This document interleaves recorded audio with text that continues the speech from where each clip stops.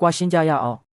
မင်းမပြောလိုက်တယ်ဥက္ကဋ္ဌဖြစ်သူဟာတစ်ချိန်ကသူ့ကိုအသက်ထက်မကချစ်ခဲ့တဲ့ဇနီးတွေကအခုလိုကွာရှင်းမှုပြောလာလိမ့်မယ်လို့အိမ်မက်တောင်မမက်ခဲ့ပဲစွန့်သွားခဲ့ရတယ်သူကဒေါသတကြီးနဲ့ဘာဖြစ်လို့လဲဆိုပြီးမေးပေမဲ့ဇနီးတွေရဲ့အဖြေကြောင့်နေရာတင်ကြောင်သွားခဲ့ရတယ်တကယ်တော့သူတို့အိမ်အောင်တက်9နှစ်ရှိခဲ့ပြီဖြစ်ပေမဲ့ဒီ9နှစ်အတွင်းမှာသူကဇနီးတွေကိုတခါမှမထိခိုက်မချင်းကပ်ခဲ့ဘူးအမျိုးသမီးကတော့သူမမှာဆွဲဆောင်မှုမရှိလို့ခင်မုန်းဖြစ်သူကိုဆွဲမထားနိုင်တာလို့ပဲအမြဲတွေးခဲ့တာဒါပေမဲ့ဒီနေ့မှာတော့ခင်မုန်းဖြစ်သူစီတတိတော့ပို့ရင်သူနဲ့သူ့အဖိုးတို့ပြောနေတဲ့စကားတွေကိုမမျှော်လင့်ပဲကြားမိသွားခဲ့တယ်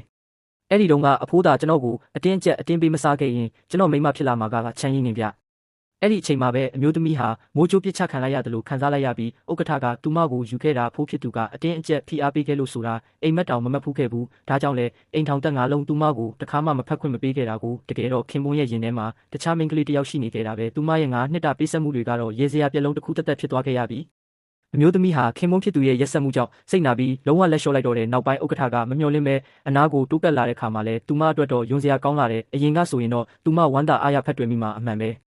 အမျိုးသားကိုတို့ကလေးတစ်ယောက်ယူကြရအောင်ဒါပေမဲ့အခုတော့ခင်မုန်းဖြစ်သူရဲ့တန်ရောစင်မရှိမှုကိုသူမအပြတ်တက်မြင်သွားခဲ့ပြီးမှကလေးမယူချင်တော့ဘူးလို့ညှင်းပယ်လိုက်တဲ့ဇနီးတဲ့ရဲ့ညှင်းဆိုမှုကြောင့်ခင်မုန်းဖြစ်သူမကြေမနက်ဖြစ်သွားပြီးနောက်တစ်နေ့မှပဲခီးတစ်ဝက်လောက်ခီးထွက်ရမယ်လို့ပြောလိုက်တဲ့ဇနီးတဲ့ကအရင်လိုပဲသူ့ကိုတွေ့ရပြီးလွမ်းနေလိမ့်မယ်လို့သူထင်နေတာဒါပေမဲ့ဇနီးဖြစ်သူကတိပြီးဆိုတဲ့စကားသုံးလုံးပဲပြောပြီးသူ့ကိုဒီတိုင်းထားပစ်ခဲ့တယ်။နာယူဝက်လောက်ကြာပြီးနောက်ဥက္ကဋ္ဌခီးကပြန်ရောက်လာတဲ့အခါကိုပြန်ရောက်ပြီးဆိုဖာပေါ်မှာထိုင်နေတဲ့ဇနီးတွေကသူ့ကိုလှည့်တောင်မကြည့်တာမြင်တော့သူကအနားသွားပြီးဒီနေ့ကိုလေးစိတ်မှာဘာလို့လာမကြိုတာလဲလို့မေးတယ်။ကျမကဘာလို့သွားကြိုရမှာလဲ။ဇနီးတွေရဲ့အဖြေကြောင့်အခြေအနေတစ်ခုခုမူမမှန်တော့ဘူးဆိုတာခင်မုန်းဖြစ်သူရိပ်မိသွားတယ်။အရင်ကဆိုသူခီးသွားတိုင်းလေးစိတ်အထိအမြဲလာကြိုတတ်တဲ့ဇနီးတွေကအခုတော့လူတစ်ယောက်လိုလုံးဝပြောင်းလဲသွားခဲ့ပြီးသူကတော့ဇနီးတီဟာအမှန်တရားကိုသိသွားကြတဲ့ကသူ့အပေါ်စိတ်ကုန်သွားခဲ့ပြီဆိုတာကိုအခုထိမသိသေးဘူး။နောက်တစ်နေ့မှာအမျိုးသမီးကပင်ပန်းနှွက်နေစွာနဲ့အိမ်ပြန်ရောက်လာတော့ဥက္ကဋ္ဌကသူမလက်ထဲကလက်ဆောင်ဘူးကိုမြင်ပြီးသူ့အတွက်လို့ထင်နေတာဒါပေမဲ့ဇနီးတွေကဒါဟာမနှက်ဖြန်တငယ်ချင်းမွေးနေ့အတွက်လက်ဆောင်လို့ပြောလိုက်တဲ့ခင်ပွန်းကဒီနေ့ဟာလည်းသူ့မွေးနေ့ပဲလို့ပြောတဲ့အခါဇနီးတွေကအလုရှုပ်လို့မေ့သွားတယ်လို့အေးအေးဆေးဆေးပဲတုံ့ပြန်ခဲ့တယ်အရင်ကဆိုခင်ပွန်းဖြစ်သူရဲ့မွေးနေ့တိုင်းမှာဟင်းတွေအများကြီးချက်ပြုတ်ပြီးအိမ်မှာစောင့်ကြိုနေတတ်တာဒါပေမဲ့ဥက္ကဋ္ဌကတော့မွေးနေ့တိုင်းတခြားမိန်းမနဲ့အချိန်ဖြုံး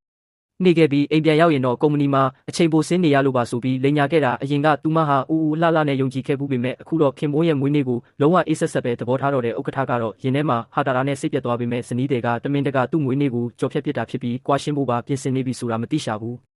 နောက်တစ်နေ့အလုပ်သွားခါနီးမှာအမျိုးသမီးကသူမရဲ့ကားပြောင်းနေတာကိုသတိထားမိတယ်ခင်မုန်းဖြစ်သူကတော့ကားကိုဝက်ရှော့ပို့ပေးထားတယ်လို့ပြောပြီးဒီနေ့သူမကိုအလုပ်လိုက်ပို့ပေးမယ်လို့ဆိုတယ်အမျိုးသမီးကတော့ဒီယောက်ျားကိုလုံးဝနားမလည်နိုင်တော့ဘူးအရင်ကသူမအလွန်လိုချင်ခဲ့တဲ့ဂရုစိုက်မှုတွေကိုအခုသူမစိတ်ကုန်သွားတဲ့အချိန်မှပဲလာပြီးပြသနေတော့တယ်သူမအပေါ်စိတ်ရင်းနဲ့တန်ရောစင်ရှိလာပြီဆိုတဲ့ဥက္ကဋ္ဌရဲ့အပြောင်းအလဲကိုသူမမသိဘူးကုမ္ပဏီအောက်ရောက်တဲ့အခါအမျိုးသမီးကကုမ္ပဏီဥက္ကဋ္ဌဟာသူမရဲ့ခင်မုန်းဆိုတာတခြားလုပ်ဖော်ကိုင်ဖက်တွေတည်သွားမှဆိုလို့တာအကိုဝမ်းကွဲလို့အမြန်ပြောပြီးကားပေါ်ကဆင်းပြေးခဲ့တဲ့ခင်မုန်းဖြစ်သူရဲ့အနာတုကလာမှုကြောင့်အမျိုးသမီးရဲ့ရင်ထဲကအချစ်တွေပြန်